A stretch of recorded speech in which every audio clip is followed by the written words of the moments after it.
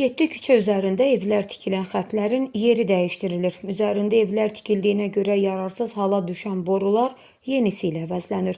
Paytaxtın bəzi ərazilərində tikililər qeyri-qanuni olaraq mühafizə zolağında, magistral, içməli və tullantı su xətlərinin üzərində tikilib. Həmin xətlər istismar müddətinin bitməsi səbəbindən ya da üzərində qanunsuz inşa edilən tikililərin ağırlığından sıradan çıxır. Biləcəri qəsəbəsi, Tomris və Zeytun küçələrində kollektorun üzərində evlər tikildiyinə və sakinlərin konstruksiyasını zədələyərək fərdi kanalizasiya təchizatlarını magistral xəttə qoşduqlarına görə yararsız hala düşən xətt iri şəhərlərin Birləşmiş Su Təchizatı Xidməti tərəfindən yenisi ilə əvəzlənir.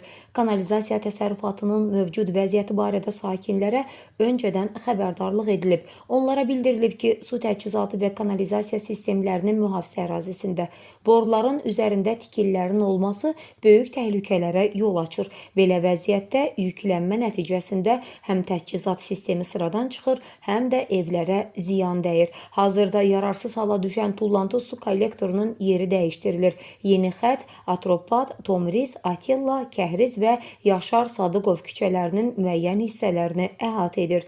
Diametri 1000 mm olan qəzalı kollektorun əvəzinə yeni magistral xəttin çəkilməsi işləri çərçivəsində uzunluğu 1152 metr yeni tullantı su xətti inşa edilir. Hazırda xəttin 1068 metr hissəsi çəkilib.